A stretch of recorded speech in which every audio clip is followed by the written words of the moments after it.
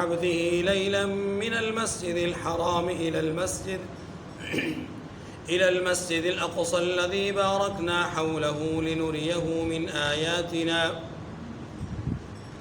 إنه هو السميع البصير وآتينا موسى الكتاب وجعلناه هدى لبني إسرائيل ألا تتخذوا من دوني وكيلا ذرية من حملنا مع نوح إنه كان عبدا شكورا وقضينا إلى بني إسرائيل في الكتاب لتفسدن في الأرض مرتين ولتعلن علوا كبيرا فإذا جاء وعد أولاهما بعثنا عليكم عبادا لنا أولي بأس شديد فجاسوا خلال الديار وكان وعدا مفعولا ثم رددنا لكم الكرة عليهم وأمددناكم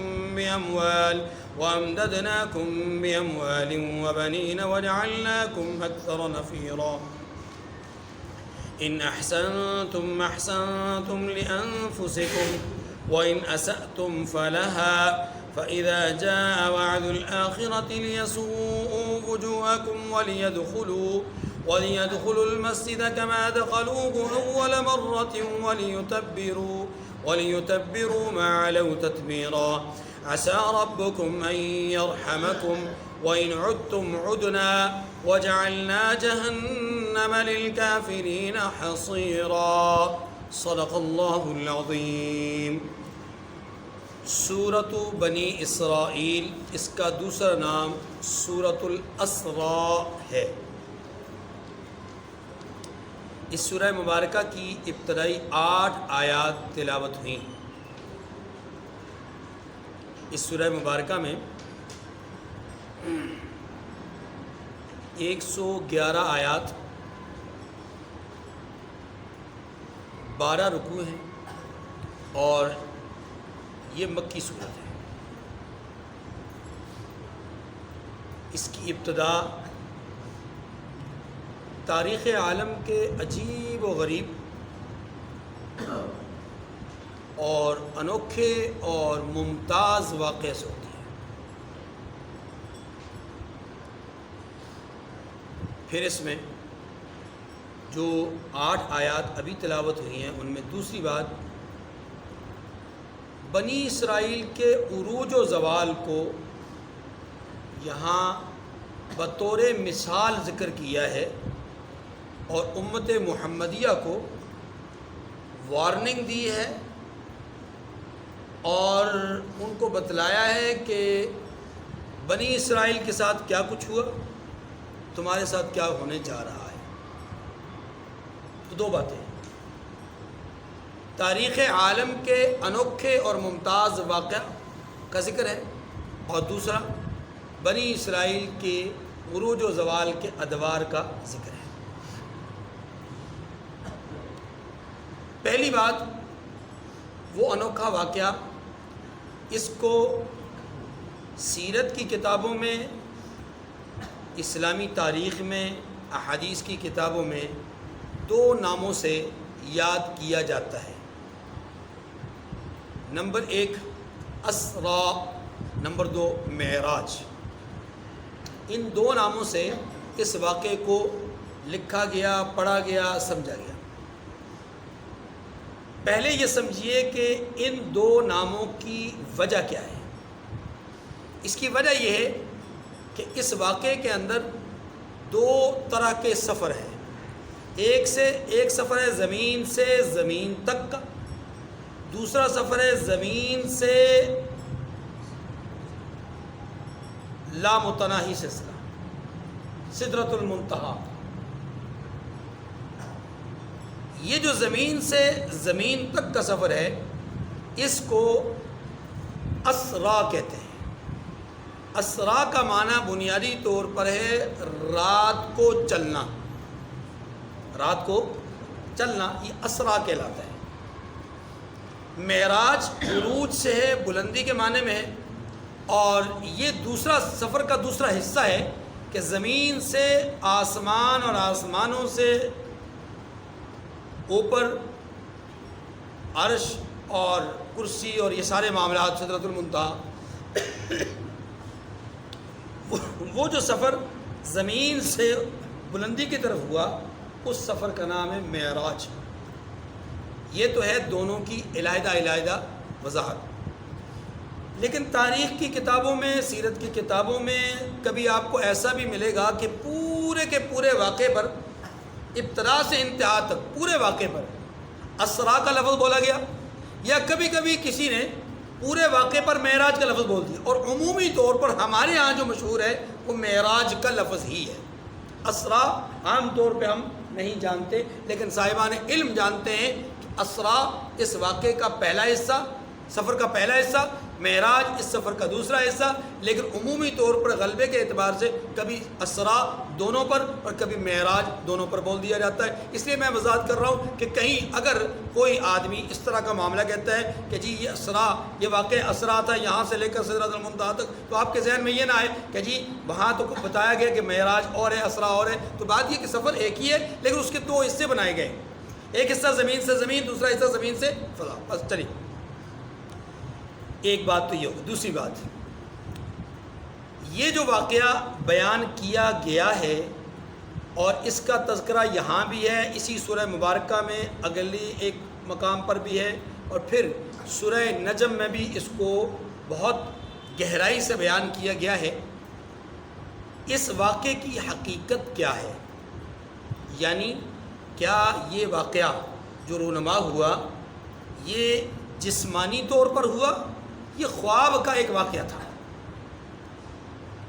جیسا کہ ابراہیم علیہ السلام نے خواب دیکھا، انی ارا فی المنام انی اذبحک فانظر ماذا تری، میں نے خواب میں دیکھا بیٹا میں تجھے ذبح کر رہا ہوں، آپ کی کیا رائے ہے کہ میں اس پہ عمل کروں یا نہیں کروں؟ یہ خواب کا واقعہ تھا۔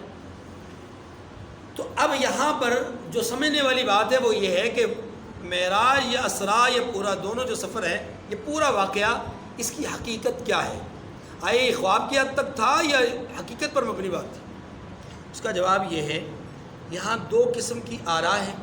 ایک رائے یہ ہے کہ یہ محض خواب تھا، اور دوسری رائے یہ ہے کہ یہ حقیقت کا سفر تھا، جسمانی سفر تھا۔ جو لوگ اس کو خواب سمجھتے ہیں وہ صرف اس بنیاد پر خواب سمجھتے ہیں کہ اتنے مختصر سے وقت میں مکہ سے شام، جو کہ پیدل 40 دن کا سفر ہے، یہ کیسے ہو سکتا ہے کہ آنن فانن یہاں سے وہاں، وہاں سے پھر ساتوں آسمانوں کے اوپر، اور یہ سارے درمیان میں مشاہدے، یہ کیسے ممکن ہے؟ ان کی عقل اور فہم میں یہ بات نہیں آ رہی۔ جو حضرات اس بات کے قائل ہیں کہ واقعہ معراج جسمانی تھا، خواب نہیں تھا، ان کی تعداد کیا ہے؟ امت کا 98% حصہ اہل علم کا اس بات پر متفق ہے کہ یہ واقعہ جسمانی تھا، خواب کا نہیں تھا۔ یہ اہل علم کی بات کر رہا ہوں۔ پھر اہل علم کے علاوہ جو عوام ہے، جو کفار ہیں، وہ بھی اس واقعے کو، ان میں سے بھی آپ یوں کہہ لیجئے اگر پرسنٹیج نکالی جائے تو 90% لوگ اس بات کے قائل ہیں کہ یہ جسمانی واقعہ ہے۔ ٹھیک ہے؟ اب یہ جو جسمانی واقعہ ہے، اس کے جسمانی ہونے کی سب سے مضبوط ترین دلیل کیا ہے؟ اس کو ذرا سمجھیے گا۔ دیکھیے، خواب پر کبھی کسی نے کوئی اعتراض نہیں کیا۔ ایک آدمی خواب دیکھتا ہے کہ میں موجود حافظ صاحب جو general chief of army staff ہیں، ان کو میں نے گریبان سے پکڑا، نیچے پھینک دیا، میں ان کی جگہ پر چیف آف آرمی اسٹاف بن گیا۔ خواب دیکھ رہا ہے تو دیکھ سکتے ہیں۔ خواب دیکھتا ہے کہ میں امریکہ کا صدر بن گیا، دیکھ سکتا ہے۔ خواب دیکھتا ہے کہ میں چیف جسٹس بن گیا، دیکھ سکتا ہے۔ خواب دیکھتا ہے کہ میں حرم کا طواف کر رہا ہوں، دیکھ سکتا ہے۔ خواب میں کوئی بھی چیز ممکن ہے، وہ وسوسے کی صورت میں ہو یا حقیقت پر مبنی ہو، لیکن خواب ہوتا ہے، اور کبھی کسی نے خواب پر اعتراض نہیں کیا۔ ہاں، اہل علم یہ کہتے ہیں کہ جب کوئی شخص یہ کہے کہ میں نے خواب میں رحمت دو عالم صلی اللہ علیہ وسلم کی زیارت کی ہے، تو اس سے پوچھا جا سکتا ہے کہ آپ نے کس حلیے میں دیکھا، کس لباس میں دیکھا، کیا وضاقتہ تھی، اس سے پوچھا جا سکتا ہے. کہیں ایسا تو نہیں جھوٹ بول رہا ہو، کیونکہ آپ پر جھوٹ بولنا، آپ کو خواب میں دیکھنا، یاد رکھیے ایسا ہے گویا کہ حقیقتاً آپ کو دیکھنا. آپ کی صورت میں کبھی شیطان نہیں آ سکتا، آپ کی صورت میں کبھی شیطان ہے. اس لیے اگر کوئی آدمی دعویٰ کرتا ہے تو وہاں پوچھا جا سکتا ہے، لیکن اس کے علاوہ کہیں بھی خواب میں کوئی آدمی کچھ بھی دیکھ لے اس کو پوچھا نہیں جا سکتا. اب آپ ذرا حقائق پہ غور کیجئے. رحمت دو عالم صلی اللہ علیہ وسلم نے جس دن سے یہ واقعہ بیان کیا ہے، اس دن سے لے کر آج تک جتنے بھی معترضین ہیں وہ یہی اعتراض کر رہے ہیں کہ یہ کیسے ممکن ہے کہ راتوں رات اتنے مختصر سے وقت میں اتنا لمبا سفر ہو گیا. یہ اعتراض کرنا اس بات کی دلیل ہے کہ ان کے نزدیک یہ واقعہ کیا ہے، بیداری کی حالت کا ہے، خواب کی حالت کا نہیں ہے. اگر خواب کی حالت کا ہوتا تو کبھی اعتراض نہیں کرتے، کیونکہ خواب میں تو بندہ ایک قدم ادھر ایک قدم سعودیہ میں، لمحے بھر میں پتہ ہی نہیں چلتا. بعض اوقات اپنے آپ کو خود انسان مردہ دیکھ رہا ہوتا ہے، اپنے ہی میت پہ جنازہ پڑتا ہوا مطلب ہوتا ہوا دیکھ رہا ہوتا ہے، اپنی ہی میت کو قبر میں اتارا جاتا ہوا دیکھ رہا ہوتا ہے. خواب ہوتا ہے، خواب کی. لیکن رسول اللہ صلی اللہ علیہ وسلم کو جب آپ نے اس واقعے کا ذکر فرمایا ابو جہل کے سامنے پہلے تو ابو جہل نے اس واقعے کا فوری طور پر خوف کی وجہ سے انکار نہیں کیا، لیکن ساتھ ہی آپ سے ایک سوال کیا، اے محمد کیا آپ یہ واقعہ قوم کو بتا سکتے ہیں؟ پریشرائز کرنے کی کوشش کی. اللہ کے رسول نے بالکل لگا بتائیے، بلائیے قوم کو. اب قوم کو بلایا گیا، لوگوں کو بلایا گیا، حضور نے قوم کے سامنے سارا واقعہ رکھا. وہاں پر کچھ لوگوں نے تمسخر اڑایا، کچھ لوگوں نے قاقے لگائے، کچھ لوگوں نے عجیب و غریب قسم کے جملے کسے. یہ سارے معاملات کیوں ہوئے؟ اس لیے کہ ان کے سامنے بیان یہ کیا جا رہا ہے کہ میں نے حالت بیداری میں ایسا کیا. اور نطق نبوت سے کبھی جھوٹ نکلتا نہیں، نطق نبوت سے کبھی جھوٹ. اور پھر قرآن مجید کی یہ آیت کھول کھول کر اس بات کا اظہار کر رہی ہے کہ یہ واقعہ عجیب و غریب ہے. خواب ہوتا تو عجیب و غریب نہ ہوتا. ابراہیم علیہ السلام کا واقعہ ہے، ابراہیم علیہ السلام کے واقعے کی ابتدا عجیب و غریب انداز میں نہیں کی گئی، کیونکہ بتایا گیا کہ انی اری فی المنام انی اذبحک فانظر ماذا تری. اے بیٹا میں نے خواب دیکھا ہے. وہاں عجیب و غریب اس کا کوئی عجوبہ بیان نہیں کیا گیا.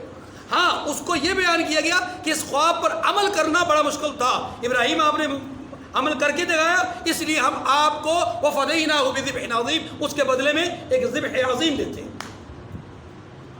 بات سمجھیں؟ تو رسول اللہ صلی اللہ علیہ وسلم نے جب بیان فرمایا، ابو جہل نے فوری طور پہ انکار تو نہیں کیا، لیکن قوم کو بلوانے کا کہا، ان کے سامنے بات رکھی. قوم کے سامنے جب حضور نے بات رکھ دی، وہاں سے بھی انکار ہوا، طعن و تشریح ہوئے اور یہ سارے معاملات ہوئے. اس بات کی بین دلیل ہے کہ یہ واقعہ خواب کا نہیں ہے، حقیقت پر مبنی واقعہ ہے. اب واقعے کی کچھ مختصر سی جھلک آپ کے سامنے رکھ دیتا ہوں. اچھا، اس کی تاریخ کے حوالے سے بھی عرض کر دوں. واقعہ کب رونما ہوا، اس حوالے سے مختلف اقوال ہیں. بعض حضرات کی رائے یہ ہے کہ بعثت نبوی کے 9 سال بعد یہ واقعہ پیش آیا. بعض حضرات کی رائے یہ ہے کہ بعثت نبوی کے 7 سال بعد یہ واقعہ پیش آیا.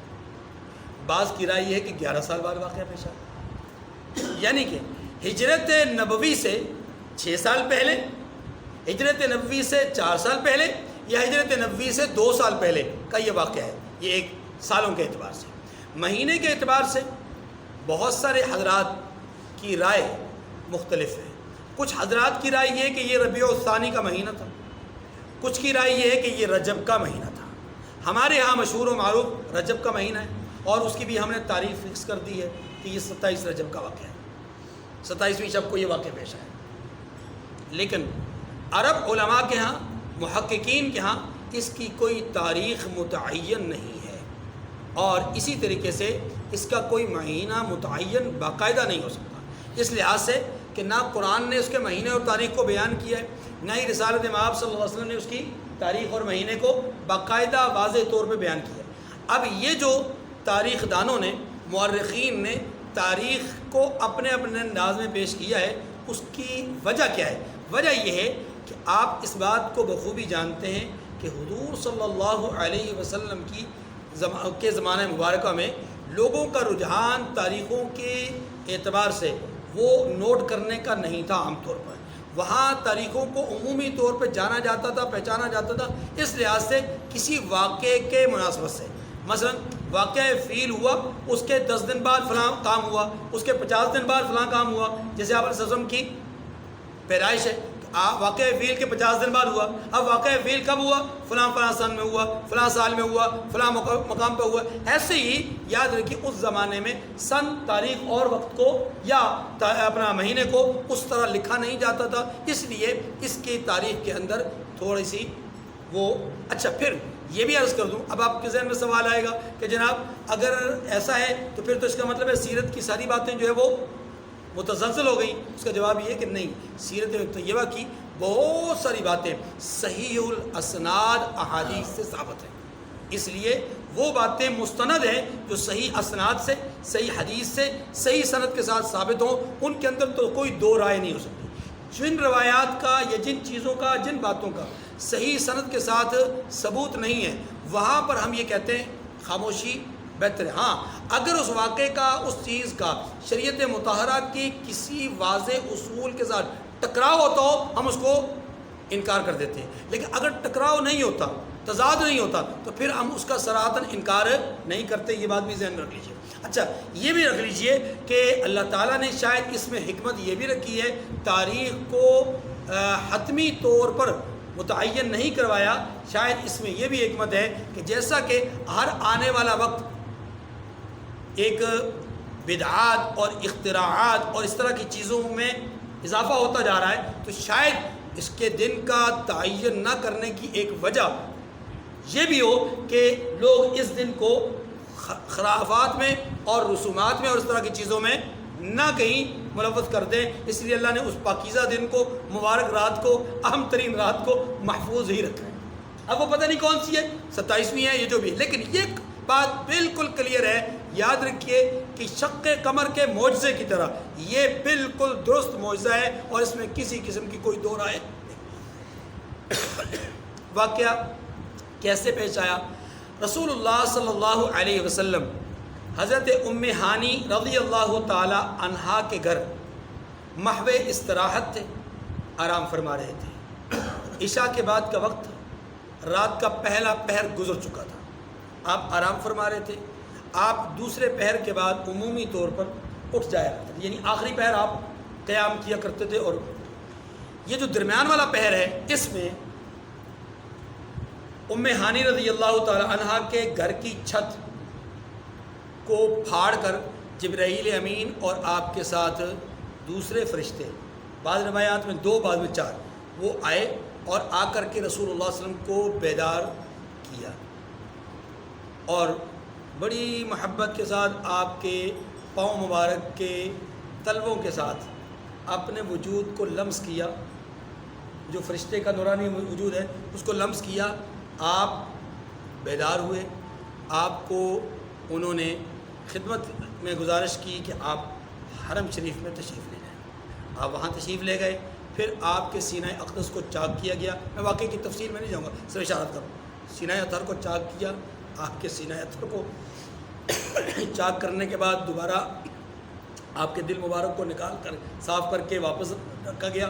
اور پھر آپ کو یہاں سے ایک سواری جو کہ جنتی تھی، اس کا نام براق رکھا گیا ہے کہ اس براق سواری پر، جو کہ خچر سے نسبتاً تھوڑی سی چھوٹی تھی اور گدھے کے وجود سے نسبتاً تھوڑی سی بڑی، یعنی ان دونوں کے درمیان کا ایک وجود تھا اس سواری کا. اس سواری پر جو کہ جنتی سواری، اس پر حضرت پاک صلی اللہ علیہ وسلم سوار ہوئے، جبرائیل امین ساتھ تھے، اور یوں یہ سواری آنن فانن مسجد حرام سے مسجد اقصیٰ کی طرف محو سفر ہو گئی.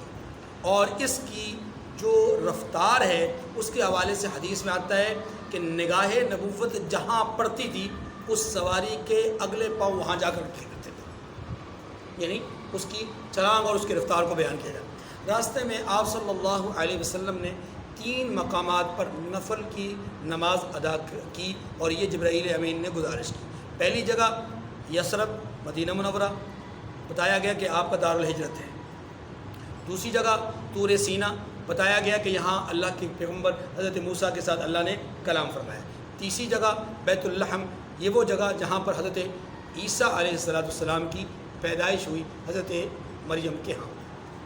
ان تینوں مقامات پر آپ نے 2 رکعت نماز ادا کی اور اس کے درمیان آپ نے 1.5 درجن سے زیادہ چیزوں کا مشاہدہ کیا اور یہ مختلف واقعات، مختلف صورتیں، مختلف تمثیلات آپ صلی اللہ علیہ وسلم کے ساتھ رکھی ہیں، سامنے رکھی ہیں. کہیں کوئی بڑھیا آواز دے رہی ہے تو کہیں کوئی بوڑھا آواز دے رہا ہے، کہیں کوئی ناخنے لمبے ناخنوں والے لوگ اپنے وجود کو وہ جو ہے وہ کاٹ رہے ہیں، تو کہیں کچھ لوگوں کے پیٹ میں واضح طور پہ نظر آ رہا ہے کہ پتھر ہیں، کہیں ایسا نظر آ رہا ہے کہ پیٹ پھولے ہوئے اندر آگ ہی آ گئے، کہیں کسی کو کسی حالت میں، کسی کو کسی حالت میں. کچھ ایسے ہیں کہ جو پانی کے اندر ہے اور وہ پانی ایسا ہے کہ بظاہر تو پانی کہلاتا ہے لیکن حقیقت میں وہ خون ہے. آنا چاہتے ہیں وہ کنارے پر، لیکن کنارے پہ کھڑے ہوئے لوگ ان کو پتھر مار کر کے واپس پانی میں یا اس خون میں واپس. یہ ساری صورتیں، کہیں سود خواروں کا تذکرہ کیا گیا، کہیں زناکاروں کا تذکرہ کیا گیا، کہیں حرام خوروں کا ذکر کیا گیا. یہ ساری عالم تمثیل اور مثال کے اندر یہ چیزیں آئی ہیں. اس تفصیل میں اس وقت جانے کا موقع نہیں ہے، لیکن یہ مشاہدات آپ کے کو دکھائے گئے. اس کے بعد آپ صلی اللہ علیہ وسلم لمحات میں بیت المقدس پہنچ گئے، جو اس وقت علاقہ شام کہلاتا تھا. آج اس کو اردن کا علاقہ، اردن کا حصہ کہا جاتا ہے، لیکن اب اس کو اردن سے بھی الگ کر کے اس کو جو ہے وہ فلسطینیوں سے جدا کر دیا گیا اور اس کو جو ہے اسرائیل میں رکھا گیا ہے. اس کو مسجد اقصیٰ کہتے ہیں. یہاں پر رسول اللہ صلی اللہ علیہ وسلم اس کے یمانی دروازے سے اندر داخل ہوئے. آپ داخل ہو کر کے سیدھے جا کر کے 2 رکعت نماز نفل پڑھتے ہیں اور اس کے بعد آپ تمام انبیاء علیہ السلام کی موجودگی میں ان کی امامت فرماتے ہیں. انبیاء علیہ السلام آپ کے تعریفی کلمات کہتے ہیں، آپ کی نعت بیان کرتے ہیں. اس کے بعد آپ جبرائیل امین کی گزارش پر یہاں سے محو سفر ہوتے ہیں اور پھر ایک سواری آتی ہے اور وہ سواری جو باہر باندھی ہوئی اسی سواری پر آپ سوار ہوتے ہیں اور وہ سواری ایسے اٹھتے پہلے آسمان آدم علیہ السلام سے ملاقات، دوسرے آسمان عیسیٰ علیہ السلام، یحییٰ علیہ السلام سے ملاقات، اور یوں تیسرے آسمان میں یوسف علیہ السلام سے ملاقات، چوتھے آسمان میں حضرت داؤد، حضرت سلیمان، اور پھر حضرت موسیٰ، حضرت ہارون، اور پھر آخر میں حضرت ابراہیم علیہ السلام سے ملاقات. اور ان تمام حضرات سے ملاقات اور ہر ایک کی طرف سے آپ کو استقبالیہ کلمات، خوش آمدید کے کلمات. آخر میں حضرت ابراہیم علیہ السلام سے جو ملاقات ہوتی ہے، آپ بیت المعمور کے اس ستون کے ساتھ یا بیت المعمور کے ساتھ آپ ٹیک لگائے ہوئے بیٹھے تھے. جب آپ صلی اللہ علیہ وسلم کو دیکھا، آپ کے چہرے پر ایک مسکراہٹ آ گئی اور پھر آپ نے استقبال کیا اور یہاں سے رسول اللہ صلی اللہ علیہ وسلم اوپر سدرۃ المنتہا کی طرف اور پھر سدرۃ المنتہا سے آگے کئی ہزار پردے، بعض حضرات نے لکھا ہے کہ 70,000 حجابات تھے اور ہر ایک حجاب کو الگ کرتے گئے یعنی کراس کرتے گئے یہاں تک کہ ایک موقع ایسا آیا کہ انہی حجابات میں سے ایک مقام پر جبرائیل امین کھڑے ہو گئے کہ یا رسول اللہ یہاں سے آگے جانے کا حکم میرے لیے نہیں ہے، اب آپ نے یہاں سے خود ہی جانا ہے. اور یہاں سے آگے سواری بدل گئی. اس سواری کا نام رف سواری تھا. اس سواری پر آپ صلی اللہ علیہ وسلم کو بٹھایا گیا اور وہ سواری کیا تھی؟ ایک خیمہ نما چیز تھی اور اس پر آپ تشریف لے گئے، اس پر آپ کھڑے ہوئے اور وہ اب یوں سمجھ لیجئے، بلا تمثیل عرض کر رہا ہوں سمجھانے کے لیے، جیسے لفٹ پر آدمی کھڑا ہوتا ہے، لفٹ چلتی جاتی ہے، آدمی بغیر تکلیف اور بغیر ایسے چلتے گئے یہاں تک کہ تمام حجابات اور تمام پردے کھلتے گئے. اللہ رب العزت کے وہ جو آیت کریمہ ہے سورۃ النجم میں، ثم دنا فتدلی فکان قاب قوسین او ادنا، یہ 4 الگ الگ مراتب ہیں. پہلے دنا، پھر فتدلی کا مرتبہ، پھر قاب قوسین اور پھر آخر میں او ادنا، بہت ہی قریب. یاد رکھیے یہ سارے کے ساری جو بلندیاں ہیں یہ ایک منزل اور ایک مقام کی طرف نہیں ہے. ہمارے ہاں تصور میں وہ رتبے، ہمارے ہاں تصور میں وہ آگے کا سفر ہے، چلتا جا رہا ہے. شاید کسی ایک مقام پر جا کر کے رک گئے ہیں اور وہاں اللہ سے ملاقات ہوئی ہے. ہمارے تصور میں ایسا ہے، لیکن حقیقت میں ایسا ہے نہیں. اس کو ذرا کلیئر کر لیجیے گا. آگے کا جو سفر ہے رف کے اوپر بیٹھ کر کے، یاد رکھیے وہ منازل نہیں طے ہو رہی، وہ مقام اور مرتبے بلند ہو رہے ہیں. وہ کیا ہو رہے ہیں؟ مقام. اور کیونکہ اللہ جہت سے پاک ہے، اللہ مکان سے، اللہ جسم سے، کوئی جسم نہیں، کوئی مکان نہیں، کوئی مقام نہیں، کوئی جگہ نہیں کہ جہاں اللہ سے جا کر کے ملاقات ہوئی ہے. اس لیے یاد رکھیے یہ جو ایک عقیدہ ہے نا، اس عقیدے کو کلیئر کر لیجئے کہ رسول اللہ صلی اللہ علیہ وسلم نے کسی خاص جگہ پہ جا کر اللہ سے ملاقات نہیں کی، بلکہ یہ اللہ نے حضور کو اوپر اوپر اوپر اوپر اوپر جو کیا ہے، آپ کے منازل کو بلند کیا ہے، خود اپنے مقام پہ بلایا نہیں ہے. یہ سمجھ لیں، کیونکہ اللہ تو کہتے ہیں نحن اقرب الیہ من حبل الورید، ہم تو شہرک سے بھی زیادہ قریب ہیں. ٹھیک ہے. اچھا، آپ صلی اللہ علیہ وسلم وہاں سے اللہ کی طرف سے ایک تحفہ لے کر کے امت کے پاس، امت کی طرف آتے ہیں، اور اس تحفے کو نمازیں کہا جاتا ہے. 50 سے کم ہوتے ہوتے 5 تک رہے گا. یہاں سے جب واپسی کا سفر ہوتا ہے تو جبرائیل امین جہاں رکے تھے وہیں پر رف رف کی سواری یہاں پر آپ کو پہنچاتی ہے. یہاں پہنچا کر کے جبرائیل امین عرض کرتے ہیں کہ یا رسول اللہ، آپ اس کائنات میں اللہ کی مخلوق میں سب سے عظیم ترین ہستی ہیں، یہ رتبہ اللہ نے آپ کو ہی دیا ہے، لہٰذا آپ اللہ کی بنائی ہوئی ان 2 چیزوں کو، ان 2 جگہوں کو ضرور دیکھ لیجئے جو آج تک کسی نے نہیں دیکھی. اور وہ چیزیں کیا تھیں؟ ایک جنت اور دوسری یہ ملاقات کے بعد جنت اور جہنم کو دیکھنے کا معاملہ ہوا. آپ صلی اللہ علیہ وسلم جنت کو بھی دیکھا، جہنم کو بھی دیکھا، اور یہ سارے معاملات کر کے آپ صلی اللہ علیہ وسلم واپس تشریف لائے. انہی انبیاء سے دوبارہ ملاقات ہوئی. پھر آپ زمین پر تشریف لائے، مسجد اقصیٰ میں سارا سفر ہوا، اور یہاں پر آ کر کے پھر ایک مختصر سی ملاقات ہوئی ہے. یہاں اب حضور صلی اللہ علیہ وسلم نے خطاب کیا ہے اور انبیاء علیہ السلام نے سنا ہے، اور یہاں سے پھر محو سفر ہوئے ہیں، اور آپ نے سفر کا آغاز کیا ہے، اور اسی براق پر یہاں سے سیدھا مکہ مکرمہ. یہاں جب آپ تشریف لاتے ہیں، خود آپ صلی اللہ علیہ وسلم کا فرمان ہے کہ جب میں واپس آیا رات ابھی کافی باقی تھی، رات ابھی کافی باقی تھی، یعنی رات گزری نہیں. اسی رات کے پہر میں میں گیا، اسی پہر میں واپس آ گیا، رات ابھی باقی تھی. تو رسول اللہ صلی اللہ علیہ وسلم نے جب یہ خواب یہ واقعہ خواب نے جب یہ واقعہ بیان فرمایا تو لوگوں نے اس کو خواب نہیں سمجھا، لوگوں نے اس کو حقیقت جانتے ہوئے اس پر اعتراض کیا کہ حضور حقیقت بیان کر رہے ہیں، لہذا حقیقت میں ایسا سفر ہو نہیں سکتا. ان کی عقل و فہم میں یہ بات. اب قرآن پاک نے کیا انداز اختیار کیا؟ اب دیکھیے، قرآن کا یہ انداز بتلاتا ہے کہ یہ واقعہ حقیقت پر مبنی تھا. خواب کیسے؟ قرآن کہتا ہے سبحان. قرآن کیا لفظ استعمال کرتا ہے؟ آغاز کرتا ہے سبحان سے. کیسے؟ اللہ پاک ہے. اللہ کون ہے؟ پاک ہے ان تمام کمزوریوں سے، نقائص سے جو لوگ بیان کرتے ہیں. راتوں رات لمحے بھر میں کائنات کا سفر کروا دے، اللہ اس بات کی طاقت رکھتے ہیں. اور اگر کوئی کہے کہ نہیں ہو سکتا تو یہ اللہ کو کمزور سمجھنا ہے. اللہ کہتے ہیں سبحان، اللہ پاک ہے اس کمزوری سے جو تم سمجھتے ہو، اس اعتراض سے جو تم کرتے ہو، اس شکوے سے جو تم کرتے ہو. اس زمانے کے لوگ تو اس بات کو سمجھ نہیں رہے تھے. اتنی جلدی اتنا لمبا سفر کیسے ہو سکتا ہے؟ 40 دن کا سفر ایسے کیسے ہو سکتا ہے؟ ان کی سمجھ میں تو یہی نہیں آ رہا تھا. آپ کے زمانے کے لوگ تو بہت حد تک اس بات کو سمجھ بھی سکتے ہیں قریب طور پر کہ یہ جو فضائی سفر کرنے والے شٹلز ہوتے ہیں، یہ ایسے نہیں ہے کہ سینکڑوں کلومیٹر جو ہے وہ ایک منٹ میں ان کا سفر ہوتا ہے. تو ہزاروں کلومیٹر جو ہے وہ ایک منٹ کا سفر طے کرتے ہیں. ہر آنے والا وقت پہلے سے زیادہ سپیڈ والی سواریاں تیار ہو رہی ہیں.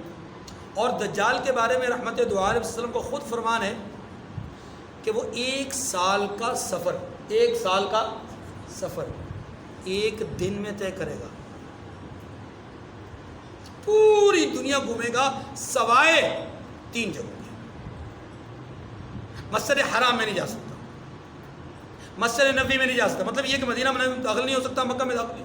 اور پھر فرمایا مسجد اقصیٰ میں نہیں جا سکتا. لیکن پوری دنیا گھومے گا. اب وہ جو پوری دنیا اس نے گھومنی ہے، اس کی زندگی کو جو حدیث سے آئی ہے وہ چند دنوں کی زندگی ہے، سالوں کی نہیں، مہینوں کی نہیں، چند دنوں کی زندگی ہے. اور ان چند دنوں کی زندگی میں اس نے پوری دنیا گھوم لینی ہے. اور حدیث مبارکہ کی روشنی میں وہ جو بات ہے کہ 1 دن میں 1 سال کا سفر طے کرے گا. اس کا پہلا دن 1 سال، یعنی پہلا جو سفر ہے اس کا 1 سال کا 1 دن میں طے ہوگا. پھر 1 مہینے کا سفر 1 دن میں طے کرے گا. پھر اس طرح کرتے کرتے آخر میں عام معمولات زندگی کے مطابق اس کا سفر ہوگا، کیونکہ اب دنیا کا سفر اس کا مکمل ہو چکا ہوگا اور ہر طرف جائے گا اور اپنی الوہیت اور اپنے آپ کو معبود کہلوائے گا. تو اس حدیث مبارکہ سے پتہ چلتا ہے کہ آنے والے وقتوں میں سواریاں تیز رفتار ہوتی جائیں گی، سواریاں. اور ویسے بھی حضور علیہ السلام نے جس سواری پر سفر کیا وہ تو جنتی سواری تھی، اور جنت کے معاملات تو ہوتے ہی اور کچھ اور ہیں، وہ تو دنیا کے معاملات سے بالکل مختلف ہوتے ہیں. سبحان، تو اللہ پاک ہے. الذی اسری بعبدہ، جو ایک رات اپنے بندے کو لے گیا. اسرا جس نے چلایا اپنے بندے کو، لیلن ایک رات. دیکھیے غور کیجیے، اللہ پاک نے یہاں پر عبد ہی کیوں کہا؟ کیونکہ خالق اور مخلوق کے درمیان جو سب سے مضبوط ترین، سب سے عمدہ، سب سے اعلیٰ، سب سے بڑھ کر رشتہ ہے نا، وہ بندگی کا ہے. وہ کس کا ہے؟ بندگی کا ہے. اللہ جب کسی کو اپنا بندہ کہتے ہیں نا، یہ اللہ کی طرف سے کمال درجے کی محبت اور شفقت ہوتی ہے. ہم نے پتہ نہیں اس کو کیا سمجھ لیا کہ انبیاء علیہ السلام کو جب کوئی کہتا ہے کہ جناب وہ اللہ کے بندے ہیں تو لوگوں کے کان کھڑے ہو جاتے ہیں. پتہ نہیں، یہ دیکھو جی انبیاء علیہ السلام کی توہین کر. بھائی اللہ کے بندو، یہ بات سمجھو کہ اللہ نے اپنے نبیوں کو یا اپنے برگزیدہ لوگوں کو جب انتہائی کمال محبت سے یاد کیا ہے نا، تو بندہ کہہ کر کے یاد کیا ہے. تو یہاں پر بھی کائنات کا عجیب و غریب اور ممتاز ترین واقعہ، اس کے لیے حضور کی نسبت کس سے کی؟ بندگی سے. اس کا ایک فائدہ تو یہ ہے کہ محبت کا اظہار کیا. دوسرا فائدہ یہ بھی ہے تاکہ لوگ عیسیٰ علیہ السلام کی طرح حضور کو خدا نہ سمجھ بیٹھے. جیسے عیسیٰ علیہ السلام مردوں کو زندہ کرتے تھے قم باذن اللہ کہہ کر کے، پرندوں کو زندہ کر دیتے تھے، یا کسی مادرزاد اندھے کو ہاتھ پھیر کر کے بینا کر دیتے تھے. اب یہ سارا ہوتا تو اللہ کے حکم سے تھا، لیکن لوگوں نے سمجھا کہ شاید یہ عیسیٰ علیہ السلام خود سے کر رہے ہیں، لہذا انہوں نے عیسیٰ علیہ السلام کی پوجا شروع کر دی. یہاں پر بھی اللہ تبارک و تعالیٰ نے اس ممتاز ترین واقعے کی ابتدا اس سے کی ہے کہ اسریٰ بعبدہ لیلا، کہ اس نے اپنے بندے کو رات میں چلایا. کہاں سے؟ من المسجد الحرام الی المسجد الاقصی. کمال ہے. اس سفر کی ابتدا مسجد حرام سے کروائی، مسجد سے مسجد کا سفر، مبارک جگہ کا سفر، مبارک جگہ سے مبارک جگہ تک. کتنے عجیب قسم کے نقطے ہیں یہاں پر. من المسجد الحرام الی المسجد الاقصی، فرمایا کہ اپنے بندے کو رات چلایا مسجد حرام سے مسجد اقصی تک. الذی بارکنا حولہ لنریہ من آیاتنا. اب یہ جو جملہ ہے، اس جملے کا تعلق مسجد اقصی کے ساتھ ہے. مسجد، ترجمہ پہلے دیکھ لیجئے. فرمایا جس کے گردا گرد، یعنی اس کے ارد گرد ہم نے برکتیں رکھی ہیں. لنریہ من آیاتنا، لیکن اللہ کیوں کیا؟ لنریہ من آیاتنا، تاکہ ہم اسے اپنی نشانیاں دکھائیں. اور کیجئے، مسجد اقصی کو اللہ نے برکت والی جگہ قرار دیا. کیا برکت ہے؟ تو یاد رکھیے اس جگہ پہ اللہ نے ظاہری اور باطنی دونوں طرح کی برکتوں سے اس جگہ کو مالا مال کیا. ظاہری برکتیں کیا ہیں؟ اللہ تعالیٰ نے اس مقام پر ایک نہیں، دو نہیں، سینکڑوں نہیں، ہزاروں انبیاء اس مقام پر مبعوث کیے، اور ہزاروں انبیاء کا یہ جائے ورود ہے اور جائے مدفن ہے. ہزاروں انبیاء یہاں پر مدفون ہیں. ایک بہت بڑا وسیع و عریض قبرستان ہے. مسجد اقصی سے آگے جو صخرہ ہے، جو اونچا گولڈن ٹیلہ ہے، اس ٹیلے سے بالکل سامنے ایک بہت بڑا قبرستان ہے، اور اس قبرستان میں ہزاروں انبیاء مدفون ہیں. تو ظاہری برکت کے لحاظ سے اگر ہم دیکھیں تو اس میں اور برکتیں ہیں. یہ ہے باطنی برکت کہ اللہ تعالیٰ نے وہاں پر انبیاء کو بھیجا اور انبیاء کا مدفن قرار دیا. انبیاء علیہ السلام کا یہ قبلہ اول اس کو کہتے ہیں. یہ قبلہ اول بھی ہے مسلمانوں کے لیے بھی، اور پچھلا انبیاء، تمام انبیاء علیہ السلام کا جو قبلہ تھا وہ قبلہ یہی تھا. مسلمانوں کا بھی قبلہ اول، حقیقت میں قبلہ اول یہ تھا.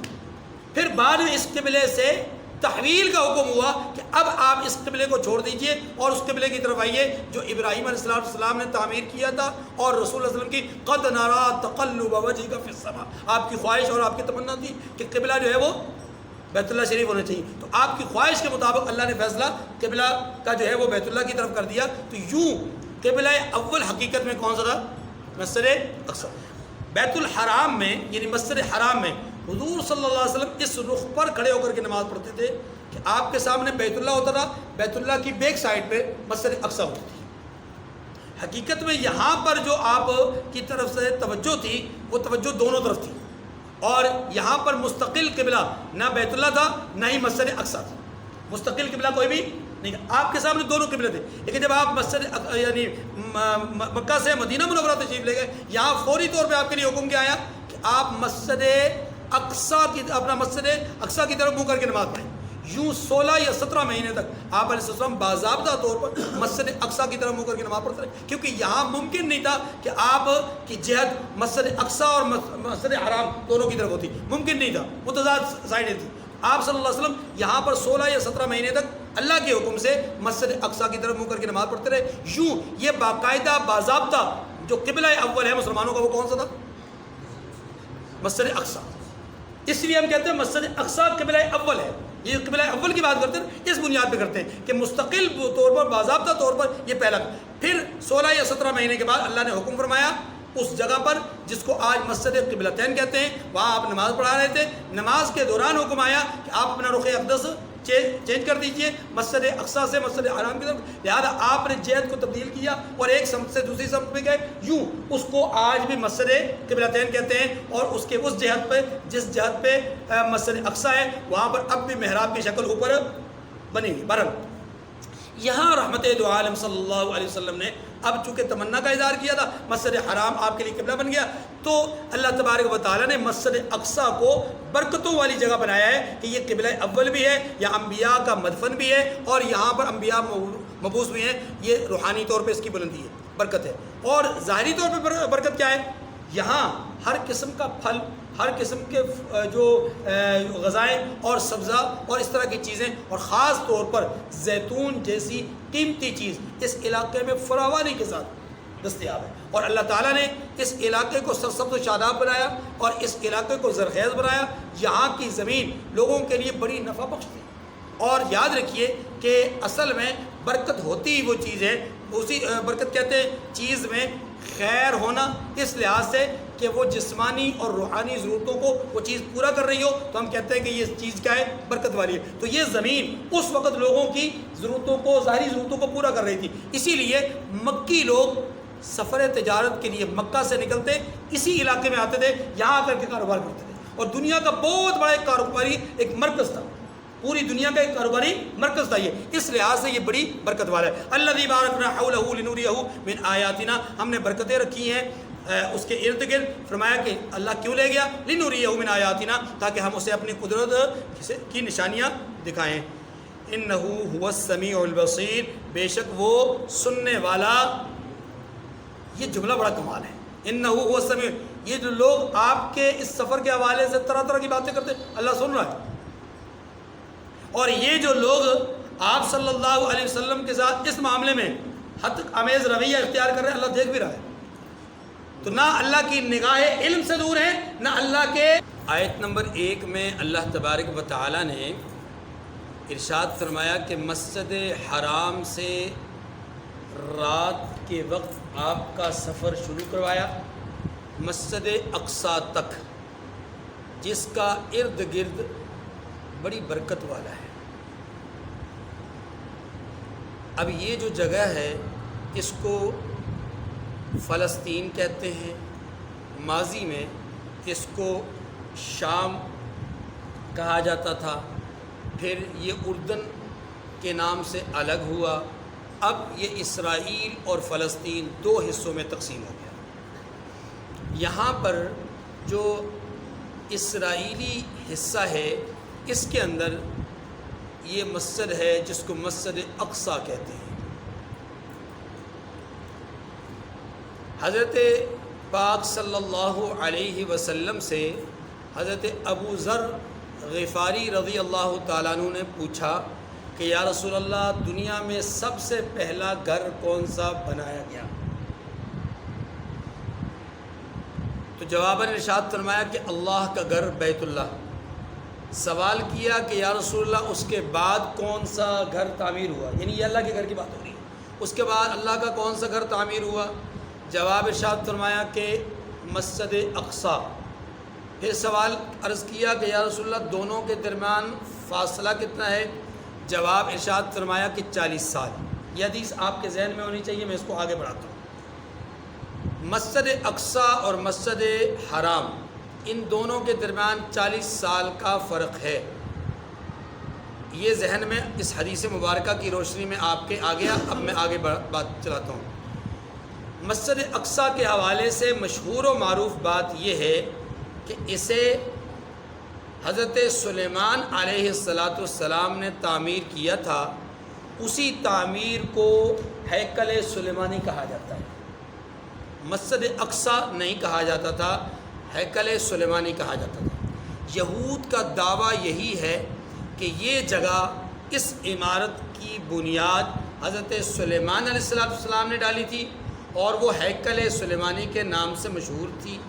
پھر ایک زمانے میں، جیسا کہ ابھی تھوڑی دیر میں آپ کے سامنے آ جائے گا، ایک زمانے میں جا کر کے ٹائٹس نے یا بخت نصر نے اس کو اس قدر آ کر کے توڑ پھوڑ کی کہ ہیکل سلیمانی کی بنیادیں ہی اکھاڑ دی، ختم کر دیا، اور اس کو بالکل چٹیل اور جو ہے وہ بالکل جو ہے وہ ہموار زمین بنا دیا۔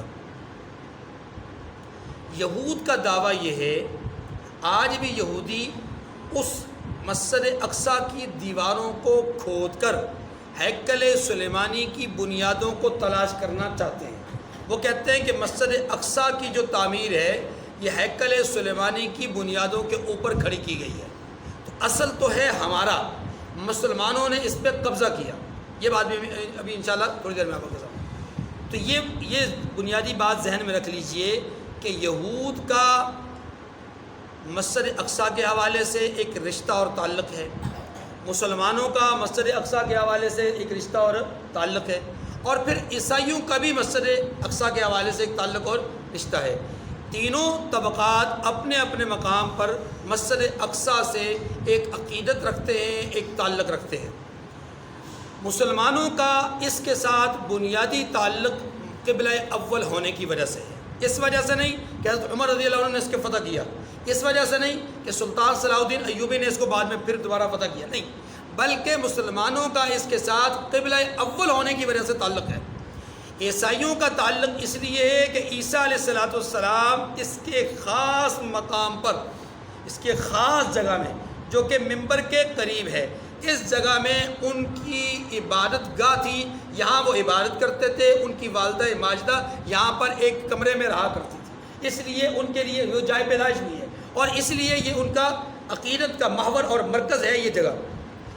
یہود اس لیے اس کے ساتھ تعلق رکھے ہوئے ہیں کہ ہیکل سلیمانی کی نسبت ہے اس کے ساتھ، اور حضرت سلیمان علیہ السلام کی طرف سے تعمیر کا ایک سلسلہ ہے، اس لیے وہ سمجھتے ہیں کہ یہ جگہ ان کے لیے بڑی مقدس، بڑی محترم، بڑی ہی عالی شان ہے۔ تو تینوں جماعتیں، مسلمان، یہودی اور عیسائی، تینوں کا مسجد اقصی کے ساتھ بڑا گہرا تعلق ہے۔ اب اگلی بات، مسجد اقصی، مسجد کس کو کہتے ہیں؟ مسجد سجدہ گاہ کو کہتے ہیں، جو جگہ عبادت کے لیے مختص کی گئی، خالصتاً اللہ کی عبادت کے لیے، اس جگہ کو مسجد کہا جاتا ہے۔ اس لیے رسول خدا صلی اللہ علیہ وسلم نے کیا ارشاد فرمایا کہ فضلت علی الانبیاء، مجھے انبیاء پر فضیلت بخشی گئی بستن، 6 باتوں میں۔ کتنی باتوں میں؟ ان میں سے ایک بات یہ ارشاد فرمائی گئی، فرمائی آپ صلی اللہ علیہ وسلم نے کہ جعلت لی الارض کلھا مسجدا وطہورا، کہ اللہ نے میرے لیے پوری کرۂ ارضی کو سجدے کی جگہ اور پاکیزگی کا ذریعہ بنایا ہے۔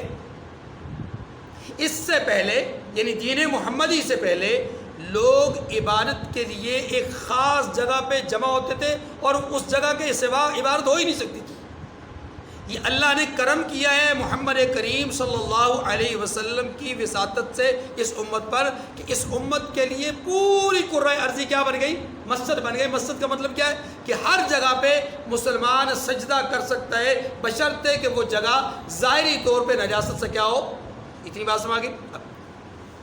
اس لیے مسجد کہتے ہیں سجدہ کی جگہ کو۔ تو یہاں پر چونکہ مسجد اقصی کو مسجد اقصی کہا گیا جب کہ ابھی وہ مسلمانوں کے ہاتھ میں آئی نہیں تھی۔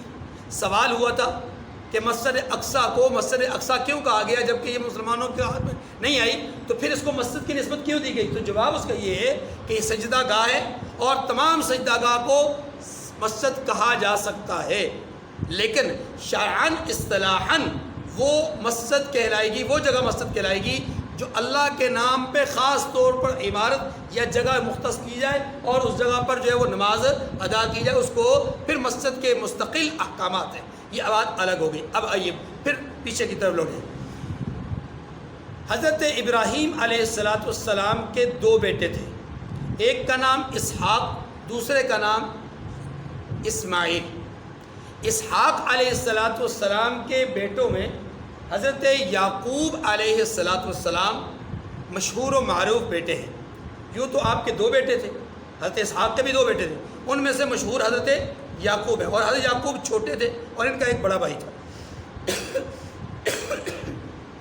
جس کی اولاد میں اللہ تعالیٰ نے آگے چل کر کے بادشاہ بنائے ہیں لیکن نبی کوئی نہیں بنایا۔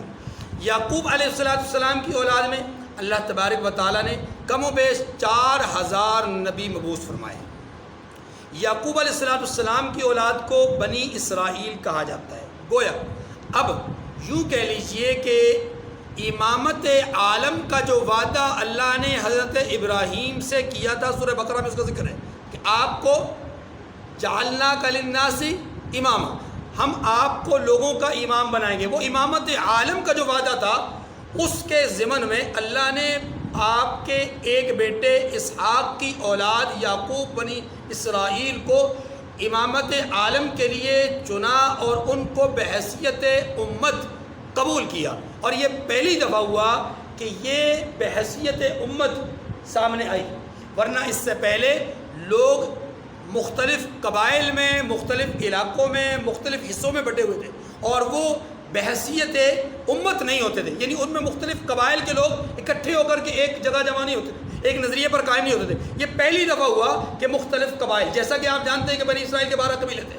12 قبائل ایک امت، 12 قبائل ایک نظریہ، 12 قبائل ایک سوچ، یہ امت کہلاتی ہے۔ اللہ نے فرمایا کہ تم ایک امت تھے، پھر تم میں اختلاف پیدا ہوا۔ کب ایک امت تھے؟ جب کہ ہمارے آباء و اجداد میں حضرت آدم علیہ السلام کی جو اولاد تھی وہ ایک امت، ایک نظریے کے اعتبار سے ایک لوگ تھے، پھر نوح علیہ السلام کے جو لوگ باقی ماندہ بچ گئے وہ ایک امت اور ایک نظریے پہ قائم تھے۔ پر یہ الگ بحث ہے، موضوع ہے، اس پہ پھر کبھی انشاءاللہ بات کریں گے۔ اس وقت آپ یہ سمجھیے کہ حضرت اسحاق علیہ السلام کے بیٹے یعقوب، ان کی جو اولاد ہے اس کو ایک امت کہا گیا، یہ امت بنی اسرائیل کہلائی۔ دوسری طرف ابراہیم علیہ السلام کے دوسرے بیٹے اسماعیل، ان کی اولاد کو مستقل طور پہ ایک امت کہا گیا، اور ان کی اولاد میں یعنی اسماعیل علیہ السلام کی اولاد میں صرف ایک نبی ہوئے۔ گویا اسماعیل علیہ السلام سے لے کر کے اس نبی جناب محمد رسول اللہ صلی اللہ علیہ وسلم تک تقریباً 2600 سال کا فاصلہ ہے۔ کتنا؟ 2600 سال تک۔ اس دوران یہاں پر اس خطے میں کوئی نبی نہیں آئے،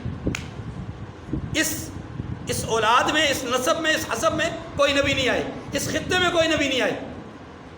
اور وہ جو نبوت تھی بنی اسرائیل کی، اس کا پورا ایریا عراق، بابل، اردن، شام، فلسطین، یہ علاقے تھے۔ امت بنی اسرائیل یہ ایک امت کہلائی۔ اس امت کو قرآن پاک نے، اب میں آیات کریمہ کی طرف آپ کو ٹچ دوں، آیات کریمہ میں یہ بتایا گیا ہے کہ اے بنی اسرائیل، ہم نے فیصلہ کر لیا ہے کہ تمہیں 2 دفعہ ہم عروج بخشیں گے، پھر تم شرارت کی انتہا کو پہنچو گے تو ہم تمہیں زوال بھی دیں گے۔ جب تمہارا شرارتوں کا عروج ہوگا تو ہماری طرف سے تمہارے لیے زوال کا فیصلہ آئے گا، اور جب تمہارا فرمانبرداری کا سلسلہ بڑھے گا تو ہماری طرف سے تمہارے عروج کا ایک فیصلہ آ جائے گا۔ یہ ہے خلاصہ اور لب لباب ان آیات کا۔ یہ کب ہوا، کیسے ہوا، اس کے لیے آپ کی توجہ چاہتا ہوں۔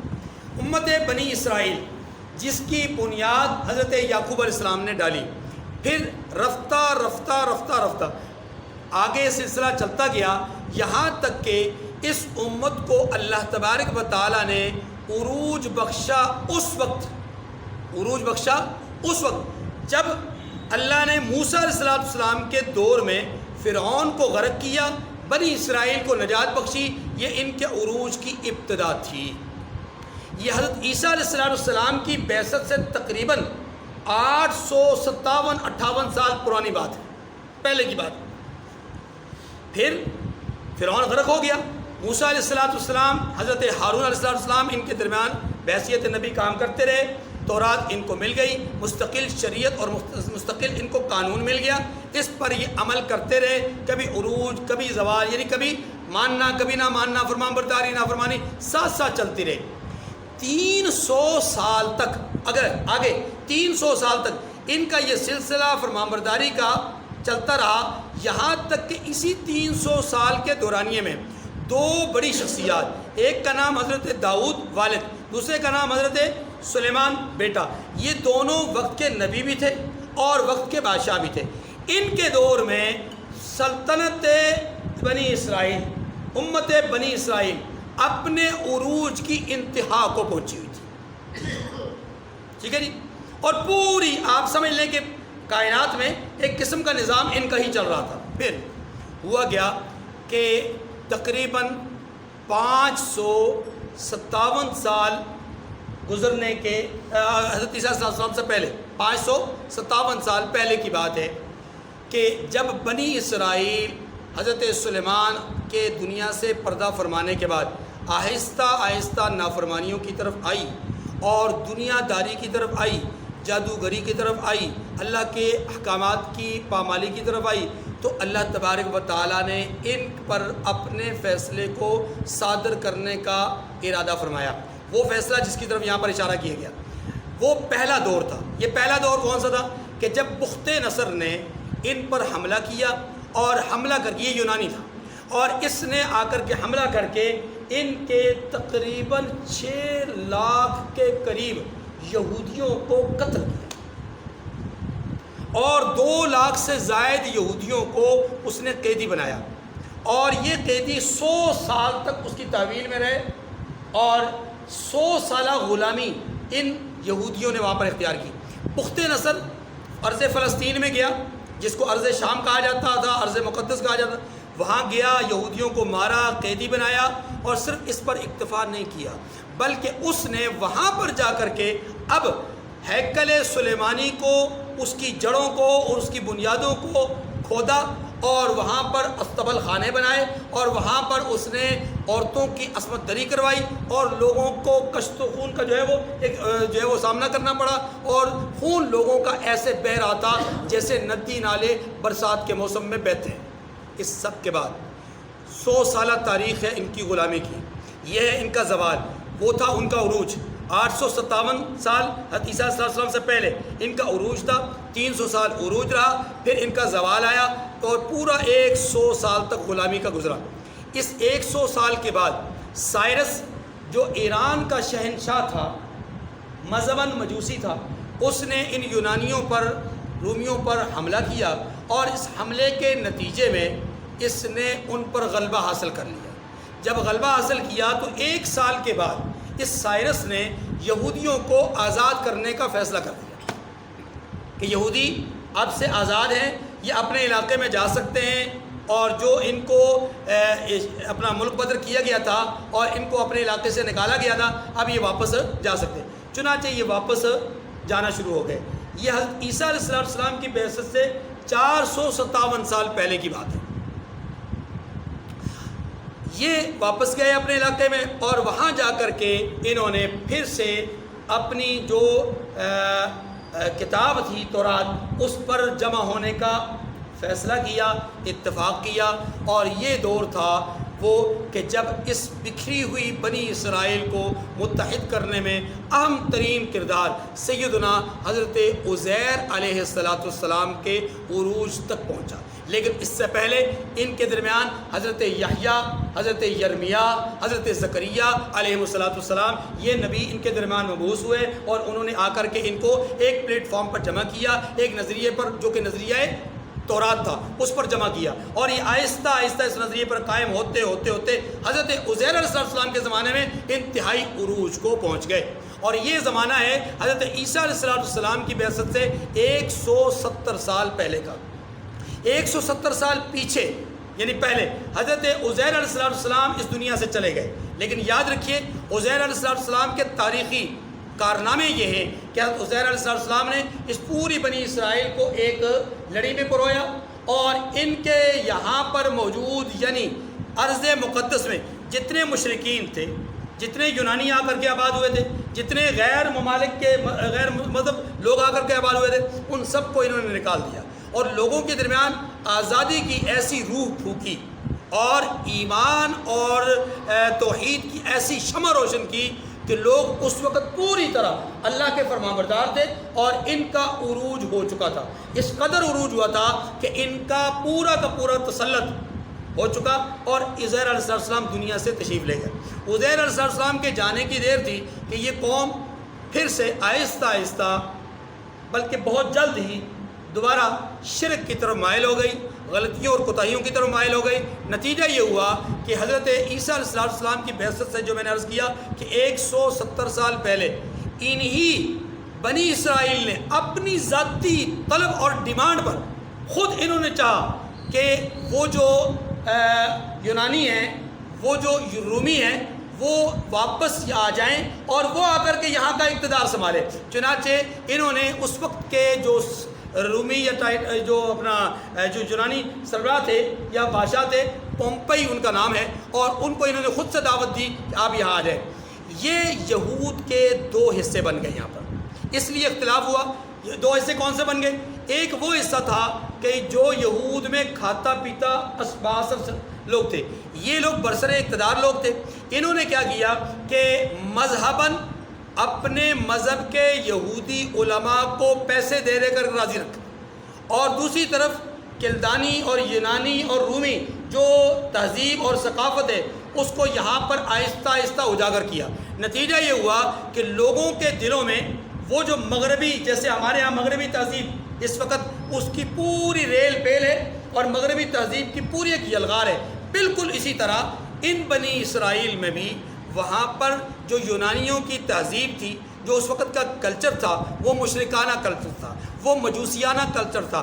اب تک وہاں پر عیسائیت نہیں آئی تھی، یاد رکھیے۔ یہاں پر اس کلچر کی بنیاد پر مشرک اپنا جو سلسلہ ہے انہوں نے اس کو اڈاپٹ کیا، اور نتیجہ یہ ہوا کہ یہاں کے یہودی مذہب کے اعتبار سے وہ یہودی کہلاتے تھے، مذہب کے اعتبار سے یہودی کہلاتے تھے، لیکن عملاً وہ یونانی بن چکے تھے، عملاً وہ مشرک بن چکے۔ یہی وجہ ہے انہوں نے پومپئی کو دعوت دی اور وہ آ گیا اور اس نے آ کر کے یہاں پر غلبہ حاصل کر لیا۔ یہ بنی اسرائیل کا دوسرا زوال ہے، ٹھیک ہے۔ میں ایک دفعہ خلاصہ عرض کرتا ہوں۔ 857 قبل مسیح بنی اسرائیل کا عروج شروع ہوا فرعون کے غرق آبی کے بعد، 300 سال تک عروج رہا، یہ پہلا عروج تھا۔ پھر موسیٰ علیہ السلام، ہارون علیہ السلام دنیا سے چلے گئے، داؤد علیہ السلام، سلیمان علیہ السلام دنیا سے چلے گئے، ان کا زوال شروع ہو گیا، اور یہ زوال تقریباً عیسیٰ علیہ السلام سے 557 سال پہلے، 300 سالہ عروج کے بعد یہ زوال آ گیا۔ زوال کیسے آیا؟ بخت نصر نے آ کر کے حملہ کیا اور اس نے آ کر کے ان کو یہودیوں کو مارا پیٹا وغیرہ وغیرہ، یہ پہلا زوال تھا، عروج پہلا ختم، پہلا زوال۔ اس کے بعد 100 سالہ غلامی، اور پھر شہنشاہ سائرس نے آ کر کے ان کو آزاد کروایا، اور آزاد کروا کر کے ان کو رہا کر دیا۔ یوں حضرت عیسیٰ علیہ السلام سے 457 سال پہلے یہ آزاد ہو کر کے پھر سے ارض مقدس میں چلے گئے۔ یہاں یہ آہستہ آہستہ عروج پاتے گئے، حضرت یرمیہ، حضرت یحییٰ، حضرت زکریا، اور پھر حضرت عزیر علیہ السلام کا دور، یہ انتہائی عروج کا دور رہا۔ حضرت عزیر علیہ السلام کے دنیا سے چلے جانے کے بعد یہ دوسرا عروج کا دور ہے۔ ان کے دنیا سے چلے جانے کے بعد 170 سال قبل مسیح، یعنی عیسیٰ علیہ السلام کے 170 سال پہلے، ان پر پھر سے ایک دفعہ زوال آیا، ان کی اپنی کمبختیاں، اپنی نافرمانیاں، اور انہوں نے دعوت دی کس کو؟ اس پومپی کو، اور یہ آ کر کے مشرک اس نے قبضہ کر لیا۔ اب جب اس نے قبضہ کیا تو قبضہ کرنے کے بعد سلطنت اس نے اپنے ہاتھ میں اس طرح لی کہ اس کا اپنا اقتدار تو یہاں تھا، لیکن یہاں پر اس نے اپنے گورنر مقرر کر دیے۔ یہ گورنر کس کو مقرر کیے؟ انہی یہود میں سے وہ لوگ کہ جو ان کے دل دادا تھے، ان کی بات ماننے والے، انہی کو اس نے گورنر مقرر کیا۔ جیسا کہ ہمارے ہاں انگریز نے جاتے ہوئے ہمیں کس کے سپرد کر دیا؟ کالے انگریز کے۔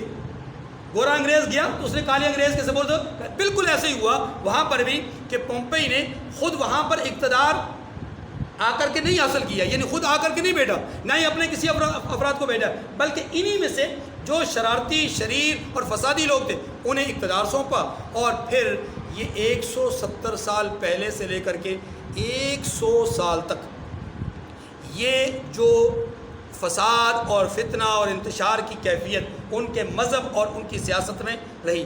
حضرت عیسیٰ علیہ السلام سے تقریباً 57 سال یا 58 سال یا بعض حضرات نے 68 سال لکھا ہے یا 67 سال لکھا ہے کہ 90 سال یا 100 سال پہلے اپنا 90 یا 100 سال تک یہ جو فساد کا سلسلہ دورانیہ رہا۔ حضرت عیسیٰ علیہ السلام سے 57 سال یا 67 سال، 58 سال یا 68 سال پہلے ہوا یہ کہ اب مکمل طور پر یہاں پر غلبہ مشرکین کا آ گیا۔ پھر عیسیٰ علیہ السلام کی بعثت ہوئی۔ عیسیٰ علیہ السلام کو اللہ تبارک و تعالیٰ نے اسی قوم کا نجات دہندہ بنا کر کے مبعوث فرمایا۔ جب عیسیٰ علیہ السلام تشریف لائے، انہی بنی اسرائیل نے، چونکہ وہ بنی اسرائیل کی ذات میں سب ہے، انہی بنی اسرائیل نے، انہی یہود نے حضرت عیسیٰ علیہ السلام کی مخالفت کی، آپ کی والدہ ماجدہ پر تہمتیں لگائیں، حتیٰ کہ حضرت سلیمان علیہ السلام پر، حضرت داؤد علیہ السلام پر الزام تراشیاں کی، اپنے آباء و اجداد کو برا بھلا کہا۔ اور آپ کو یہ بھی یاد رہنا چاہیے کہ ان یہود نے حضرت زکریا علیہ السلام کو، اس وقت کا جو سربراہ تھا نا بادشاہ، اس نے حضرت زکریا علیہ السلام کو ایک فاحشہ عورت کے کہنے پر، اس کی خواہش اور اس کی طلب پر حضرت زکریا علیہ السلام کو ایک درخت میں کھڑا کر کے آرے سے چیرا۔ فاحشہ نے کہا تھا میں تمہارے ساتھ، میں تمہیں اپنا آپ سپرد کر دوں گی اگر تم اس زکریا کو راستے سے ہٹا دو۔ حضرت زکریا علیہ السلام کے ساتھ یہ معاملہ ہوا۔ یہ یہود قوم شروع دن سے انتہائی بدقماش اور چھپی ہوئی انسانیت دشمن ہے۔ دین دشمن نہیں، دین دشمنی تو دوسرے نمبر پہ، یہ انسانیت دشمن ہے، یہ انسانوں کے دشمن ہیں، خواہ وہ انسان عیسائیت سے تعلق رکھتے ہوں، خواہ وہ انسان ہندو مت سے تعلق رکھتے ہوں، بدھ مت سے تعلق رکھتے ہوں، مجوسی ہوں، آتش پرست ہوں، سابی ہوں، حتیٰ کہ مسلمان ہوں، کوئی بھی ہوں، ان کو اس سے سروکار نہیں ہے، وہ انسانیت کے دشمن ہیں۔ عیسیٰ علیہ السلام مبعوث ہوئے، انہوں نے مخالفت کی، الزام تراشیاں کی، یہاں تک کہ انہوں نے عیسیٰ علیہ السلام کو اپنے گمان کے مطابق سولی پر لٹکا دیا۔ یہ ان کے عروج اور زوال کی داستان ہے۔ جب عیسیٰ علیہ السلام اس دنیا سے چلے گئے، اس دنیا سے تشریف لے گئے، یعنی آسمانی دنیا پر، تو ان کے جانے کے 70 سال کے بعد ٹائٹس، جس کو ٹائٹس بھی کہتے ہیں عربی میں، ٹائٹس انگلش میں اس کا نام ہے، یہ شخص اسی یونان سے اٹھا اور اس نے آ کر کے پھر سے اس ارض مقدس پر ایسی یلغار کی کہ یہاں کی اینٹ سے اینٹ بجا دی، اور اب یہودیوں کو پوری دنیا میں سر چھپانے کی جگہ نہیں مل رہی تھی، یہاں سے یہودی بھاگ گئے۔ وہ جو زوال شروع ہوا تھا حضرت عزیر علیہ السلام کے جانے کے بعد، اس زوال کی انتہا یہاں ہوئی کہ اب یہودی تنتر بنتر ہو گئے اور پوری دنیا میں پھیل گئے۔ 2000 سال تک اس وقت سے لے کر سن یہ 1967 تک آپ دیکھیے تو ان یہود کو کہیں پر کوئی مستقل ٹھکانہ نہیں تھا۔ قرآن پاک نے بھی کہا تھا کہ تمہیں دنیا میں ذلت و رسوائی ملتی رہے گی جب تک کہ دو میں سے ایک کام نہ کرو، یا تو اللہ کے دامن رحمت سے وابستہ ہو جاؤ، یعنی ایمان لے آؤ، یا دوسری صورت یہ کہ تمہاری پشت پناہی کے لیے کچھ لوگ کھڑے ہو جائے اور تم ان کی رسی کو پکڑ لو، یا اللہ کی رسی کو پکڑ لو یا لوگوں کی رسی کو۔ جب تک اپنی ذات کی بنیاد پر، اپنی قومیت کی بنیاد پر تم کھڑے رہو گے، تم کبھی کامیاب نہیں ہو سکتے۔ یہی وجہ ہے کہ 2000 سال تک یہودی جب اپنے آپ کی بنیاد پر کھڑے رہے، ناکام رہے، لیکن جب یہودیوں نے عیسائیوں کی، ہندوؤں کی اور اسی طریقے سے دوسرے مذاہب کے لوگوں کی پشت پناہی حاصل کی، خاص طور پہ فرانس، برطانیہ اور انڈیا، ان کی جب انہوں نے پشت پناہی حاصل کی تو نتیجہ کیا ہوا؟ یہ مضبوط ہو گئے۔ اب اسرائیل کا جو وجود ہے 2000 سال کے بعد ہوا، کیونکہ انہوں نے لوگوں کی رسی کو پکڑ لیا۔ قرآن پاک کا دعویٰ بالکل اپنی جگہ پر درست۔ اب قرآن پاک نے کہا کہ 2 دفعہ ان کو عروج ملا، 2 ہی دفعہ ان کو زوال ملا۔ اس دوسرے زوال کے بعد ان کو عروج تب ملے گا کہ جب یہ اللہ کی رسی کو پکڑ لیں گے یا لوگوں کی رسی کو پکڑ لیا، اب یہ عروج پر ہے کہ نہیں عروج پر؟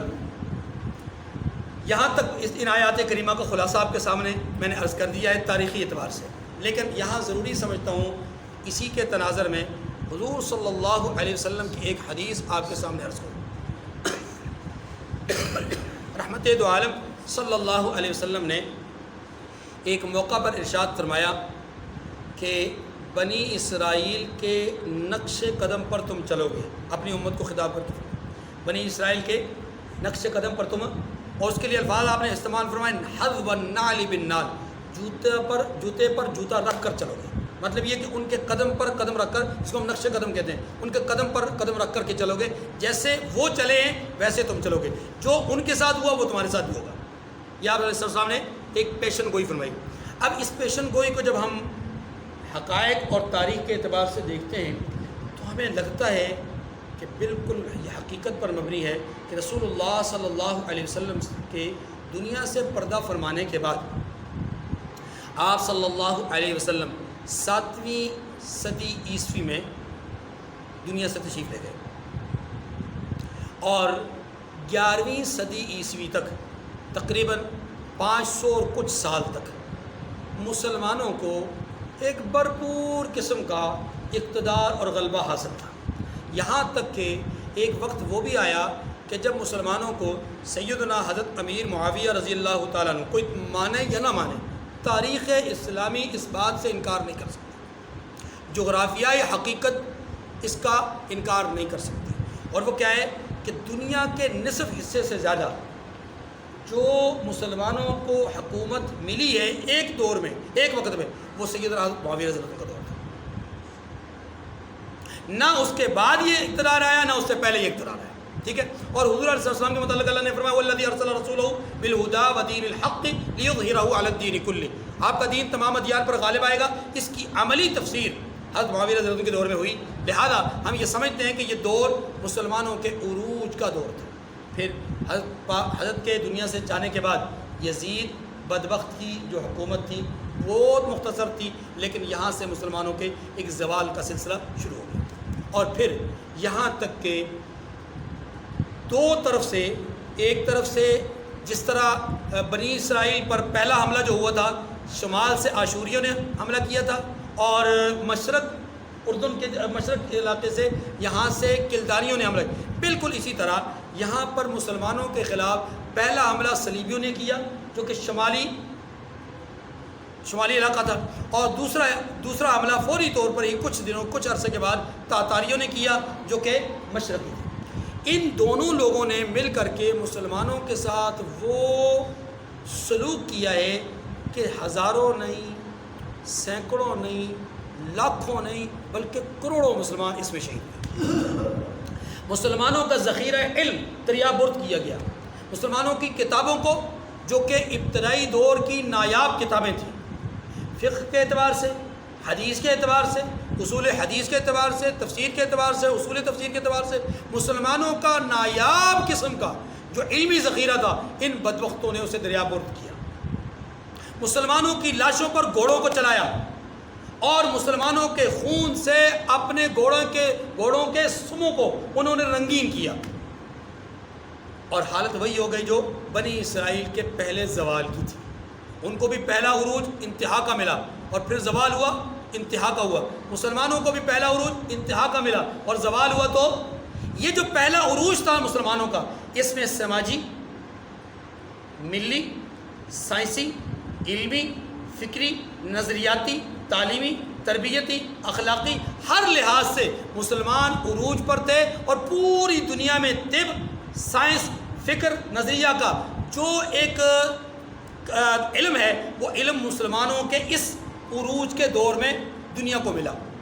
پھر مسلمانوں کو ایک شکست کا سامنا کرنا پڑا، زوال کا سامنا کرنا پڑا، اور یہ زوال مسلمانوں کے پہلے عروج کے بعد پہلا زوال تھا۔ کچھ ہی عرصے کے بعد، 6 یا 7 دہائیوں کے بعد، 60 یا 70 سال کے بعد، اللہ پاک نے یخرج الحی من المیت کی تفسیر، عملی تفسیر ظاہر کرتے ہوئے اللہ نے یہ کیا کہ انہی تاتاریوں جنہوں نے کروڑوں مسلمانوں کو شہید کیا تھا، انہی تاتاریوں کہ جنہوں نے مسلمانوں کے علمی ذخائر کو دریا برد کیا تھا، اللہ نے انہی کی نسل میں سے اللہ نے لوگوں کو اٹھایا، اور وہی لوگ اسلام کے پرچم کو تھام کر کے اپنے آباء و اجداد کے نظریے اور سوچ کے بالکل خلاف پڑے ہوئے، اور انہوں نے دین اسلام کی ترویج اور تبلیغ میں ایک خاطر خواہ ذمہ دارانہ کردار ادا کیا، اور یہ سلسلہ بڑھتے بڑھتے بڑھتے ایک طویل عرصے تک چلا گیا، یہاں تک کہ آج سے بہت عرصہ پیچھے نہیں، صرف 1 صدی پہلے کی بات ہے۔ 1822-23 کی بات ہے۔ 1817 میں سازش ہوئی، اور یہ سازش چلتے چلتے 19 تک پہنچی۔ 19 میں جا کر کے کچھ معاہدات ہوئے، اندرون خاطر سازشیں ہوئیں، اور سازشوں کے نتیجے میں سلطنت عثمانیہ اس کو کہتے ہیں، اس کو خلافت عثمانیہ کہتے ہیں، جو 1822-23 تک رہی۔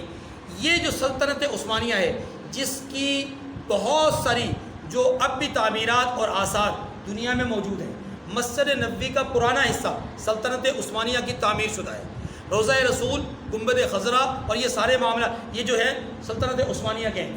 اب وہ جو 1823-22 کی جو 1922-23 میں جو یہ معاملہ ہوا، اس کے نتیجے میں مسلمان اپنوں ہی کی جو کس کو کہتے ہیں ریشہ دوانیاں یا اپنوں ہی کی سازشوں کے نتیجے میں کیا ہوا، مسلمانوں کا جو ٹمٹماتا چراغ تھا خلافت عثمانیہ کی صورت میں، وہ گل ہو گیا، اور اب مسلمان مکمل طور پر غلامی کی زندگی میں آ گئے۔ جس طرح کہ یہود دوسرے زوال میں پہلے انتشار اور افتراق کا شکار ہوئے، لیکن ان کا ایک سلطنت کا سلسلہ چل رہا تھا، لیکن حضرت عیسیٰ علیہ السلام کے 70 سال کے بعد جب ٹائٹس نے دوبارہ حملہ کیا، اس کے نتیجے میں اب جو سلطنت یہود ہے، بنی اسرائیل کی جو امت ہے، بنی اسرائیل کا جو سلسلہ ہے، وہ بالکل زوال پذیر ہو گیا۔ اسی طرح سے مسلمانوں کو بھی زوال آ گیا۔ اب یہ جو یاد رکھیے، حضور علیہ السلام نے فرمایا تھا کہ تم بنی اسرائیل کے نقش قدم پہ چلو گے، 2 عروج 2 زوال یہود کو بھی ہوئے، ہمیں بھی ہوئے۔ ان کا ایک طویل عرصہ 20 سال تک 20 سال 2000 سال تک ان کا ایک طویل عرصہ گزرا، کس میں؟ ذلت و رسوائی میں۔ ہمیں بھی 100 سال ہو گئے ذلت و رسوائی کے، لیکن یہاں سے آ کر کے قرآن پاک نے جو جملہ کہا ہے، اس جملے پہ غور کیجئے۔ آخری آیت میں قرآن پاک یہ کہتا ہے، ان عدتم عدنا، جب کبھی تم اپنے آپ کو بدلو گے تو ہم بھی فیصلہ بدل دیں گے، تم نہیں بدلو گے تو ہمارا فیصلہ وہی رہے گا، بس اتنی سی بات۔ ابھی تک ہم نے اپنے آپ کو بدلا نہیں، ابھی تک خود کو ہم نے بدلا نہیں، نتیجہ کیا ہوا کہ اللہ کا فیصلہ بھی نہیں آیا، ورنہ اللہ وہی ہے جس نے 313 کو 1000 کے بدلے میں فتح نصیب کی تھی، اللہ وہی ہے جس نے غزوہ احزاب میں بے سر و سامانی کے عالم میں 24,000 یا 30,000 کے لشکر کو شکست دلوا کر کے واپس بھجوایا، اللہ وہی ہے جس نے احد میں مسلمانوں کو پہلے فتح دی، پھر عارضی طور پہ مغلوب کیا، پھر اس مغلوبی میں بھی پھر فتح دی، یہ اللہ وہی ہے۔ اللہ وہی ہے جس نے کئی 100 میل کے فاصلے پر تبوک کے میدان میں مسلمانوں کو روما سلطنت سے مڑ بھیڑ کروائی اور مسلمانوں کو فتح دلوائی، اللہ وہی ہے جس نے 27 جنگوں میں حضور پاک صلی اللہ علیہ وسلم کی قیادت میں مسلمانوں کو فتح دی، اور 57 جنگوں میں مسلمان رہنماؤں کو، مسلمان قائدین کو، جن کو حضور نے سربراہ بنا کر کے بھیجا، اللہ نے فتح دی، اللہ وہی ہے۔ اللہ وہی ہے جس نے اس دین کو غالب کرنا تھا۔ فرق صرف کیا ہے؟ فرق یہ ہے وَأَنْتُمُ الْأَعْلَوْنَ إِن كُنتُم مُؤْمِنِينَ، قرآن نے کہا تھا کہ تم ہی غالب رہو گے اگر تم مومن ہوئے۔ جب تمہارا ایمان متزلزل ہو گیا تو تمہارا غلبہ بھی متزلزل ہو جائے گا۔ آج پوری دنیا میں مسلمان مغلوب ہے، کیوں؟ ایمان متزلزل ہے، ایمان مغلوب ہو گیا۔ اب ہم ثقافتی اعتبار سے، تہذیبی اعتبار سے، اخلاقی، تربیتی، تعلیمی، نظری، فکری، ہر اعتبار سے، دینی، علمی، تربیتی اعتبار سے ہم کیا ہے؟ مغلوب ہیں۔ اب آئیے قرآن پاک کی طرف، وَآتَيْنَا مُوسَى الْكِتَابَ وَجَعَلْنَاهُ هُدًى لِبَنِي إِسْرَائِيلَ أَلَّا تَتَّخِذُوا مِن دُونِي وَكِيلًا، اور ہم نے موسیٰ کو کتاب عنایت کی تھی اور اس کو بنی اسرائیل کے لیے رہنما مقرر کیا تھا کہ میرے سوا کسی کو کارساز نہ ٹھہرانا۔ یہ اگلی بات کی تمہید مانی جا رہی ہے، اور خاص طور پہ مسجد اقصیٰ کے ارد گرد کا ماحول بیان کیا جا رہا ہے کہ وہ برکت والا ماحول کیوں ہے؟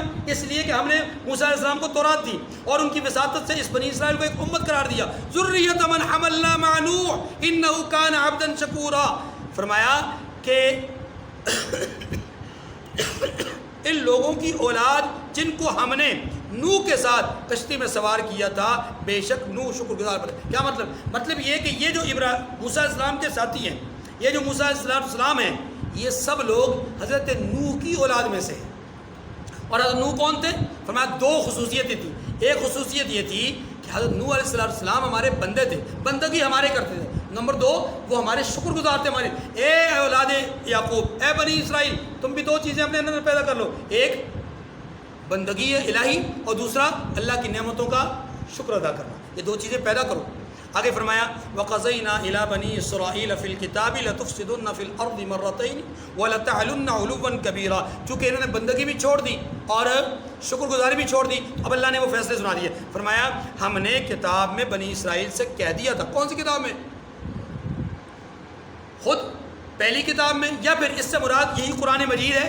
اس قرآن مجید کے متعلق کہا جا رہا ہے اس قرآن میں ہم نے کہہ دیا تھا کا مطلب یہ کہ ہم نے اس قرآن میں آپ کو بتا دیا ہے کہ ان سے ہم نے حضرت موسیٰ کی وساطت سے یا اس زمانے کے نبی کی وساطت سے یہ بات کہہ دی تھی۔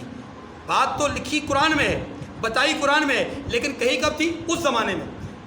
واقعے سے پیشگی بتا دیا تھا۔ کیا بتا دیا تھا؟ کہ تم زمین میں 2 دفعہ فساد مچاؤ گے اور بڑی سرکشی کرو گے۔ 2 دفعہ فساد، یعنی اس کا مطلب یہ ہوا کہ پہلے عروج ہوگا، پھر فساد ہوگا، پھر عروج ہوگا، پھر فساد ہوگا۔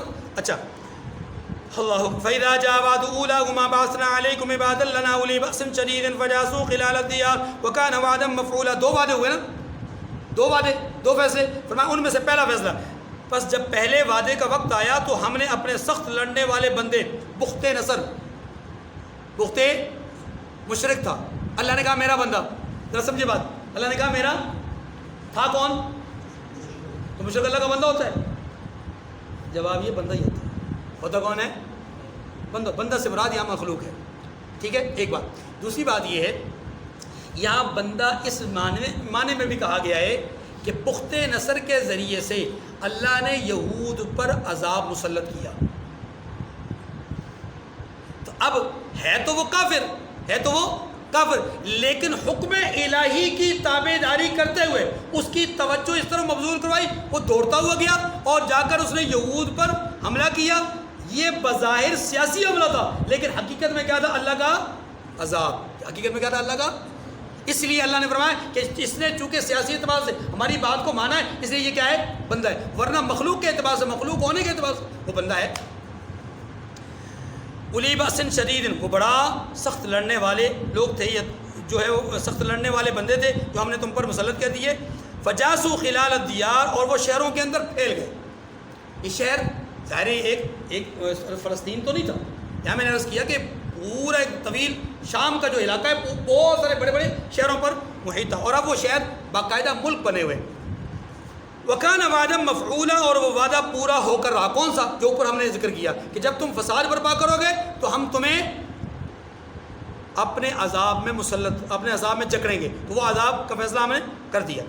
ثم رددنا لكم الكرة عليهم وامددناكم بأموال وبنين وجعلناكم أكثر نفيرا، پھر ہم نے دوسری بار تمہیں ان پر غلبہ دیا اور مال اور بیٹوں سے اور تمہاری مدد کی اور تم کو جماعت کثیر بنا دیا۔ دوسری بار غلبہ کب ہوا؟ ابتدا اس کی ہوئی سائرس کے حملے سے اور ان کی آزادی سے، یہاں آزاد ہو کر کے واپس اپنے وطن کو گئے جلا وطن لوگ، اور یہاں آ کر کے جمع ہوئے، اور پھر آہستہ آہستہ یرمیا یا حضرت زکریا علیہ السلام کے دور میں ان کا عروج شروع ہوا، اور حضرت زکریا کے دور میں حضرت عزیر علیہ السلام کے زمانے میں جا کر عروج اپنی انتہا کو پہنچا۔ ان احسنتم احسنتم لانفسکم، پھر ہم نے یہ بھی کہا تھا کہ اگر تم نیکوکاری کرو گے اپنی جانوں کے لیے کرو گے، یعنی اگر تم نیکی اختیار کرو گے تمہارا اپنا فائدہ ہے۔ وَإِنْ أَسَأْتُمْ فَلَهَا، اور اگر اعمال بد کرو گے تو وبال تمہاری اپنی جانوں پر ہوگا۔ فَإِذَا جَاءَ وَعْدُ الْآخِرَةِ لِيَسُوءُوا وُجُوهَكُمْ وَلِيَدْخُلُوا الْمَسْجِدَ كَمَا دَخَلُوا أَوَّلَ مَرَّةٍ وَلِيُتَبِّرُوا مَا عَلَوْا تَتْبِيرًا، پھر جب دوسرے وعدے کا وقت آیا تو ہم نے پھر اپنے بندے بھیجے۔ کون سے بندے؟ یہ بندہ ہے ٹائٹس، جس کو عربی میں تائتس کہا جاتا ہے، یہ تاکہ تمہارے چہروں کو بگاڑ دے۔ چہروں کو بگاڑنے کا مطلب یہ تمہاری حیثیت ختم کر دے، اور جس طرح پہلی دفعہ مسجد میں داخل ہو گئے تھے اسی طرح پھر اس میں داخل ہو جائے۔ اس مسجد سے مراد مسجد اقصی۔ وَلِيُتَبِّرُوا مَا عَلَوْا تَتْبِيرًا، اور جس چیز پر غلبہ پائیں اسے تباہ و برباد کر دیں۔ اللہ، اور انہوں نے ایسے کیا۔ عَسَىٰ رَبُّكُمْ أَن يَرْحَمَكُمْ، اللہ فرماتے امید ہے کہ تمہارا پروردگار تم پر رحم کرے۔ کیا مطلب؟ یہ ایک امید بھی دلائی ہے کہ آنے والے وقتوں میں، کیونکہ آگے آ رہا ہے وَإِنْ عُدْتُمْ عُدْنَا، اس کو پڑھ لیں، اور اگر تم پھر وہی حرکتیں کرو گے تو ہم بھی وہی پہلا سا سلوک کریں گے۔ کیا معنی؟ معنی یہ ہے کہ ایک عروج کے بعد زوال آیا، زوال کے بعد پھر عروج آیا، اب یہ عروج کا دور ہے۔ پھر کہا کہ اگر عروج کے بعد تم نے پھر وہی حرکتیں کی تو ہم دوسرا فیصلہ تمہارے اوپر نافذ کر چکے، اور وہ کیا تھا؟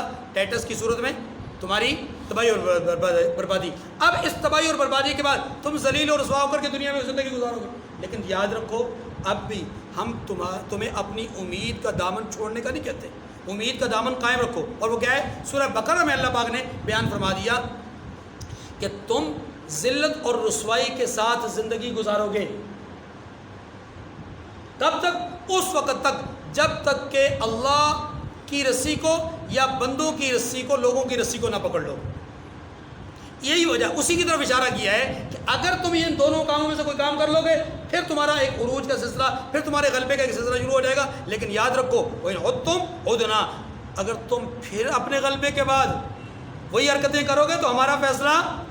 اب اس وقت بنی اسرائیل یا اسرائیل جو ایک صورت اختیار کر گئی، اور اس وقت پوری دنیا پر ایک معاشی اعتبار سے، اقتصادی اعتبار سے، سیاسی اعتبار سے اور تہذیبی اعتبار، اخلاقی اعتبار سے تو میں نہیں کہوں گا، تہذیبی اعتبار سے، کلچر کے اعتبار سے، جو اس وقت پوری دنیا پر حاوی ہو چکی ہے، یہ ان کا غلبہ ہے۔ لیکن اسی غلبے میں آپ یہ بھی دیکھتے ہیں دنیا بھر کا قتل و قتال، دنیا بھر کے شر و فساد، دنیا بھر کے فتنے، دنیا بھر میں جتنا کچھ جرم ہو رہا ہے اس جرم کے پیچھے انہی یہودیوں کا ہاتھ ہے، اسی اسرائیل کا ہاتھ ہے۔ لہٰذا یہ اپنی اقتدار اور غلبے کے باوجود پھر اسی روش پہ دوبارہ آ چکے، وہی سلوک اختیار کر رہے ہیں۔ اللہ رب العزت نے ان قریب ان کے لیے اپنے بندوں میں سے کوئی بندہ اٹھا دینا، اور یہی تیسری عالمی جنگ ہوگی، یہی تیسری جس کی طرف اشارہ کیا وہ عُدْتُمْ عُدْنَا، تیسری جنگ، تیسری عالمی جنگ وہ یہی ہوگی۔ اس وقت صفایا ہو جائے گا، اور پھر اس کے بعد پوری دنیا میں اللہ کا کلمہ ہوگا۔ اور یہ جو تیسری عالمی جنگ ہے، آپ جانتے ہیں کہ اس کا جو عروج ہے، اس کی جو انتہا ہے، وہ جناب عیسیٰ علیہ السلام اور جناب حضرت مہدی علیہ الرضوان کے زمانہ، اور وہ بہت دور نہیں ہے۔ جو حالات بتا رہے ہیں وہ بہت قریب ہیں، اور یہ جو جس صدی سے ہم گزر رہے ہیں، اس صدی کا جو مڈ ہے انتہائی خطرناک ہے، یہ درمیانی حصہ ہے نا، یہ بڑا خطرناک ہے۔ وَجَعَلْنَا جَهَنَّمَ لِلْكَافِرِينَ حَصِيرًا، اور ہم نے جہنم کو کافروں کے لیے قید خانہ بنا رکھا ہے۔ وَآخِرُ الدَّعْوَانَا أَنِ الْحَمْدُ لِلَّهِ رَبِّ الْعَالَمِينَ۔